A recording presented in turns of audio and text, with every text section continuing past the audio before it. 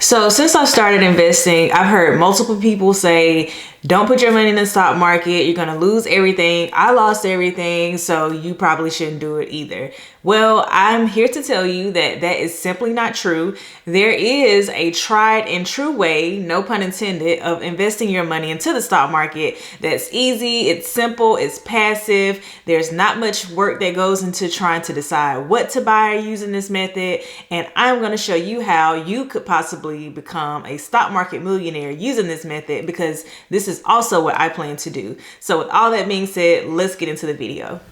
Hi guys, welcome back to my channel. If you guys are new here, my name is Mel, and before we go any further, please go ahead and like, subscribe. Please share this video with a family member or a friend. Please help me grow my channel. We've reached our first goal, which was 500 subscribers, and now we're off to the 1,000 subscriber club. So please do share this video. But today is a topic that I know a lot of you have asked about. It is something that is near and dear to my heart because this is how I got started investing into the stock market, and it is super easy. It's passive. It is index funds and ETF investing. So I want to start off by explaining first what exactly an ETF and an index fund is. So an index fund and an ETF, I want you to think about it like a basket of stocks, a variety of stocks. I like to use the analogy of a fruit roll-up box. So I love fruit roll-up, so that's why I'm using this analogy, but I like the strawberry, I like the blue raspberry, and I also like the berry flavored fruit roll-ups. So if you were to go into a grocery store down the candy aisle, and you may have seen that you have each one of these flavors in one box, and each box costs $5, and you can't really decide which box you want because you like all of them. So you look for the variety pack, and the variety pack as well is about $5. So you get all of the fruit roll-ups that you love, but it's all in one box for the same price. That's how I want you to think about ETFs and index funds. And so an index fund is passive. A ETF is also passive, meaning that, you don't have to really do much digging, much reading, research, because you're going to have all of your companies that you love into one individual stock. Okay, so there is some differences between index funds and ETFs. I put them in this video together because they are very similar. So I won't go into detail the differences, but just know that they are very similar and they offer variety and diversification. And diversification is something that you really want when it comes to the stock market. So, all right, so let's use an example. You guys know I always talk about Meta. I absolutely love Meta, but let's speak on Meta, for example. So Meta's stock currently trades as of close on Friday about $525. Okay, so you have this index fund, or I'm sorry, an ETF. This ETF VOO is the index or ETF that tracks the S&P 500. It is offered by Vanguard. It is Vanguard's ETF that tracks the S&P. So the S&P 500 is your top 500 companies in the US. So your big companies like Meta, Apple, Microsoft, Nvidia, Tesla, right? So if you love all of those companies and you would want to own all of those companies, one share, if you bought all of them, would probably cost you thousands of dollars, okay? One share of Meta as of today, once again, is about $525. So VOO currently trades at about $515. But like the fruit roll-up example, you could literally have all of those stocks plus more that I just mentioned for the same price that it would cost you to own one share of Meta. So this is how you can see how index funds and ETFs are an attractive route to go towards versus picking an individual stock. And when it comes to stock picking, it takes time. It takes time for you to sit down and look at a balance sheet, an income statement, maybe a cash flow statement. You're going to want to know what the P is. If all of this is over your head, this is why picking an index fund or ETF is probably, especially when you're first starting out, your best route. So now you're probably wondering, so why should I pick an index fund? So with everything that I just mentioned, let me break this down to you. So going back to that Meta example, since we've been talking about it. So back in 2021, The market rallied. We were at all-time highs because of the COVID situation that happened. Once COVID hit, the market sold off in 2020, but then we had this nice little rally that ran up until about the end of 2021. So around November of 2021 or September of 2021, Meta's share price was at about $383, okay, at all-time highs. If you were the person who maybe didn't have time to research Meta, but you saw that the overall market was riding and you wanted to buy in, had you bought in at the top at $383, well, Meta stock then sold off almost 77%. So at the lows, Meta dropped down to about $88 a year later, okay? Versus VOO at that same time, the same time as Meta was up at its highs and Meta was down at its lows, it only dropped about 17%, okay? So I do want to say this. I am not against picking individual stocks. I do actually own individual stocks, but this is for, someone who is very new to the stock market. You want to get started. You really don't know what to buy. You're trying to figure out how you can do it from a more passive approach, an easy approach. This is why we're speaking on index funds and ETFs, okay? So back to the example. So VOO did drop down to 17%. Now, if you bought Meta though at its lows, which was at $88, you would be up about 500%, okay? But what if you didn't know? Like, what if you didn't have time? VOO has the swings on your index funds and your ETFs aren't going to be as dramatic as your stocks, okay? So that's just something to keep into consideration when it comes to deciding, if you want to do the index fund ETF route versus the individual stock picking route. Another thing when it comes to index funds and ETFs over individual stocks, a lot of times you could have a great company with great numbers, but if the sentiment, which investor sentiment is just basically what the market feels about a company, okay? So in that example with Meta, that's one of the biggest reasons why Meta stock started to sell off dramatically. So you had this company whose numbers were still solid. I mean, it's Meta. They own Facebook, they own Instagram, WhatsApp. Now, if you had time to go in and see that these numbers were still solid, you would have realized that Meta was still a really good investment. But investor sentiment, which was how the market felt about Meta at the time, it was not great. They were talking about, investing into the metaverse. Investors didn't like that. So in turn, they sold the stock off, versus with the index fund, you are well balanced. While Meta was dropping off, you had other stocks that is inside of index funds and ETFs like VOO that was at the same time riding. So it kind of it offsetted some of the sell-off that was happening in stocks like Meta. And so that's the reason why, you have your ETFs and your index funds that don't have these wild dramatic swings like an individual stock would. So the S&P 500 was created back in 1957, and according to Capital Group, since then, you'll get about an annual return of about 10% a year, okay? So some years you're going to be up a little bit more, some years you may be down a little bit more, but on average, since 1957, you will get about 10% of your money. And stay tuned at the end of the video, I'm going to do a chart. I'm going to show you a chart that I put together that could show you the power of you investing into an index fund or ETF like the S&P 500 and how much you could possibly make if you put yourself on a consistent, routine where you're constantly investing. Another good thing about an index fund and ETFs is they offer dividends. So with dividends, it is a thank you to customers saying like, hey, I'm happy that you bought into our fund. So here you go. So with VOO, which once again, this is the fund that tracks the S&P 500. It's the ETF that tracks the S&P 500. They give out an annual dividend of about $6.62 and it's broken up quarterly. So every 3 months, you'll get around about $1.50. And so you're probably thinking about that's not much, but it's going to be per share. So $6.62 per share. So the more shares you own, the more money you get. And these dividends eventually will start to add up. They'll start to compound on each other and they'll often help you make more money into the stock market. All right, y'all. So this is something that is super dope, super cool that I do want to mention. So today there's typically no minimum investment to get started. Okay. So like I mentioned that VOO was currently trading at about $500.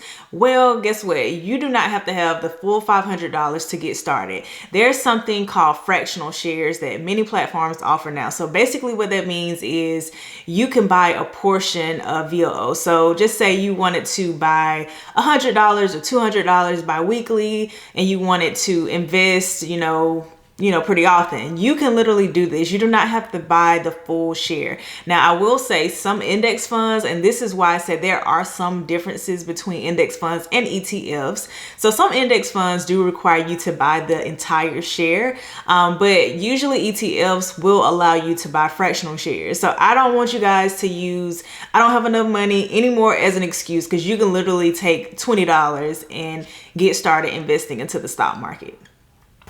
All right, so we're talking about investing, we're talking about index funds and ETFs. The biggest question that I get when I start talking about this topic is, well, which fund do I invest in? So this is what I did when I first started investing. And this is me not having any knowledge of the stock market, really. I knew basic terms. So this is why this video is so important. So when I first started investing, I did use Fidelity as my platform, my brokerage platform, which we'll get into the brokerages soon. But I used Fidelity and I bought funds that track the S&P 500 as well as the total stock market index fund. So let me stop you right here.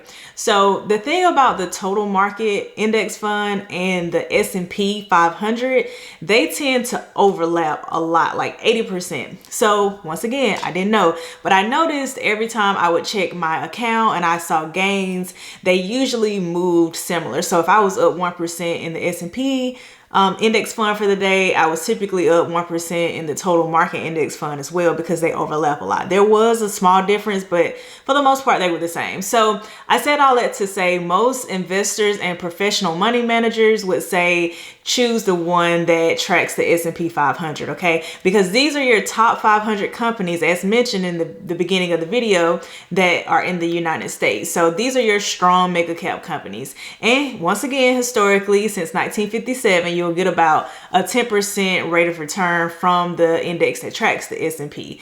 So year to date, the VOO, the ETF that Vanguard offers, they are up about 18% year to date. Okay, so let's do some math on this. So if you were to have put $5,000 into VOO at the beginning of the year and we're up 18%, you could have not added any more money and you would be up almost $6,000 just based off, the index moving and you getting returns. So this is your money working hard for you. We work so hard for our money. We need to let our money do the same for us in return. So that's the power of index funds investing. So I also want to say, okay, what if you started to add $100 bi-weekly? If you were to go and put $5,000 at the beginning of the year in VOO, if you would have added $100 of your money bi-weekly into this fund, you would be up, as of today, almost $8,000. So this is why index funds and ETFs are so powerful. And this is you knowing absolutely nothing about the stock market. So this is why I am teaching this today. This is why I want you guys to get this. And this is also why I don't want you to use the excuse anymore that you don't know anything about the stock market. All right, so to get started, you must have a brokerage account.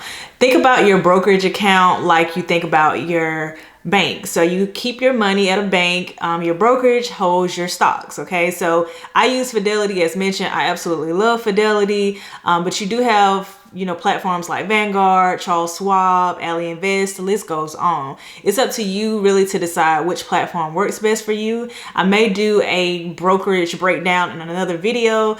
Comment brokerage down below if you do want a more, thorough breakdown of the different brokerages, the differences, what they offer. But all of them pretty much offer the same thing. So once you go into your brokerage platform, you're going to have to create an account, and it's going to ask you for general information, your date of birth, they may ask you about your income, your social security, pretty much anything that you can answer for yourself. Okay. So I don't want you to use, you don't know how to get started as a crutch, because now I'm telling you, okay, you gotta have to have a brokerage platform. Once you sign up, typically, like what I did through Fidelity, I linked my bank account to to my Fidelity platform. So if you bank with like some of the real big banks, like your Wells Fargo's or your Regions, a lot of times you can just link your bank account directly to Fidelity. Okay, it's gonna take you to your bank website, and they'll ask you for all the login information. And I have not had any issues, as of today. Okay, with any scam issues. I absolutely love Fidelity. For those who maybe trying to figure out if Fidelity is an option. Great customer service. This isn't a Fidelity video. This isn't sponsored by Fidelity in any way. I'm just being completely honest with you. I do absolutely love Fidelity. But once you fill out all that information and you link your bank account, then you're going to decide which index fund or ETF you're going to buy. Once again, I did use Fidelity's total market and S&P fund, but now I'm pretty much in just the total market. So if for those who are interested, the total market fund, which a lot of the S&P, if not all of the S&P stocks are inside of this fund, it is the FSKAX. For those who are wondering, but you have to hit trade. And so once you hit trade, you type in the fund, and then it's going to ask you for the amount. So you can do a dollar amount, or you can do shares. So it's just going to depend on you. I personally did the dollar amount because I was dollar cost averaging. Okay. And for those who don't know, dollar cost averaging is just basically you're putting the same amount of money on a schedule, whether it be like every week, every 2 weeks, every month. So I was dollar cost averaging. So I went by the dollar amount instead of the share amount. And so that's pretty much it. That's how you can start investing. And once again, there are typically no minimums anymore. You can start with $1. So get started. Please do not wait another day. So I hope this helped out a lot. Okay. So I know now you have questions, and one of the biggest questions is probably, is it too late? I'm here to tell you that it is not too late. The average millionaire is about 62 years old. So if you're 30, 40, 50, or even 60 watching this video, like just know you have time. Why wait to start? Why have the mentality of, well, I'm not going to be a millionaire ever. You're going to be 10, 20 years older in 10 and 20 years anyway. So why not go ahead and get started? I'm going to pull up my chart that I put together to show you the power of investing and how you really could take $500 and turn it into $400,000, if not more, using index funds and ETFs. There is a family that I started watching when I first started watching finance things on YouTube, and that was Our Rich Journey. And they pretty much went this route too. They were investing into, index funds, and they pretty much retired in like 8 years. So I will put them in the description box below. But yeah, so let's pull up my chart so I can show you the power of investing. All right, so I have this chart pulled up. This is the return from 1957 up until today. And once again, like I mentioned, this will change. So some years, literally, you may see a 25% return on your really, good years. And some years you may see like a 7% return, or even like a flat return, not much return at all. But on average, we're doing 10%. So we're being conservative, okay, guys? So we're doing 10%, and then this is using VOO because it tracks the S&P 500. And then we're starting with a $500 initial investment. Okay, so let's just say we did this and we put $100 every month into this fund. So after a year, you will be up about $1,800. In 20 years, you'll be up to $80,000. Okay, so that could really change a person's life depending on what your goals are in life, how you live. But then you notice as we start to invest more frequently, how the numbers start to go up. So let's go down to weekly. So if we did $100 every week, this may or may not be doable for some people, but I'm just kind of giving you a chart that I put together. So if you were able to do $100 weekly, you see after a year, you would have $6,000. After 5, 34,000, 10 years, 90,000. And then you're almost up to $400,000 in 20 years. Okay. So for the person who's watching me and you may be, 25, 35, so think about that. Like once you hit anywhere from like 45 to 55, you're almost at, $500,000. You're at pretty much almost at 400,000. And this is 10% average return. So it could be a little bit more. It could be, you know, that you could possibly put in a little bit more money. Like maybe you could do 200 or 300. It's just going to kind of depend on what you can do. But I'm just showing you the power of investing into the stock market. And then notice I did put no additional investments at the very bottom. So if you started out with 500 and you did absolutely nothing, in 20 years you would have $3,400. So I mean, I know that's a smaller amount, but this is just me showing you that investing into a fund like the S&P 500, even though that it is not without risk, and I do want to make sure I say that any investments comes with some risk, but when you go the index fund route, ETF route, especially when it's something like you're tracking the S&P 500, you won't see as a large of a swing as you would like an individual stock because you are so diversified. So this is just something to think about. I hope you guys got something from this video. Please, once again, like, subscribe. Please share this video with a family member or a friend so we can all get started building generational wealth. I know a lot of us probably don't come from money, but this is why I'm putting this information out there to you guys, because it is time to change the narrative. We are so capable, we are so smart, and I just want us to use our time wisely, our money wisely. If we use our money wisely now, we can have time freedom in the future, because for me, that's what investing is for. That's what it's about. It's for, you know, the freedom to have time with your family and your friends, the people who you really love, instead of, you know, slaving every day at a 9-to-5 for, you know, 30-40 years, and then, you know, that's the majority of our lives. So yeah, so please share this video, guys, like, subscribe this video, and thank you guys for watching. I do want to make a super big announcement. People have been asking me about it for the past couple of weeks now. But the Discord is finally live. It is in the description box below for those who have been asking. We put it together this past week, and I'm super excited about it. So please do join my Discord. It is in the description box below. Trade with Mel J. Thank you guys once again. I will see you in the next video.